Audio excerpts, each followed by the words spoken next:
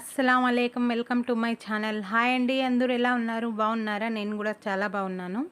ఈ వీడియో అయితే మేమైతే సున్నుండలు చేసామండి.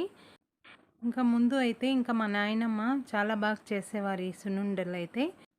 ఇంకా మా నాయనమ్మ చేసే అంత చేయలేకపోయినా ఇంకా మేము కొంచెం చేస్తున్నాము. అది కూడా వీడియో తీసాను మీకోసం నేను.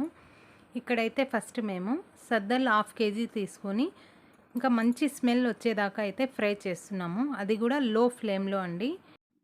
ఇది ఫ్రై చేసేటప్పుడు చిన్న చిన్నవి పాప్కార్న్ మాదిరిగా వస్తున్నాయి. అలాగా వచ్చే వరకు అయితే మేము ఫ్రై చేసుకోవాలి.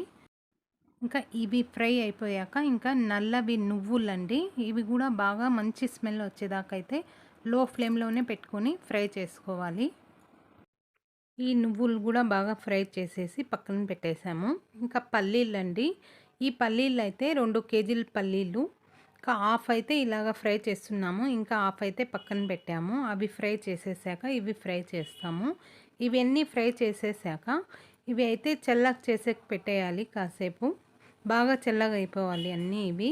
ఇంకా పల్లీలకైతే ఇంకా మొత్తం ఉండేది ఇంకా పిల్స్ అంతా తీసేసి ఇంకా మొత్తం అయితే పౌడర్ చేసేసామండి. మిక్సీలో అయితే పౌడర్ చేసి పెట్టాము.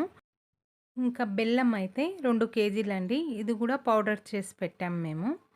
ఇవన్నీ ఇలాగా చేసి పక్కన పెట్టేసాము.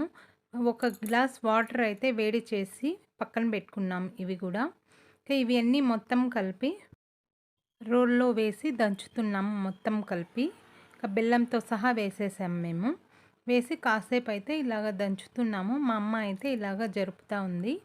ఇంకా ఇందులోనే కొంచెం వాటర్ వేసి ఇంకా దంచుతామండి. ఏమంటే ఫస్ట్ ఇంకా కొంచెం దంచల్లా అనేసి ఇంకా ఇలాగ దంచుతూ ఉన్నాము.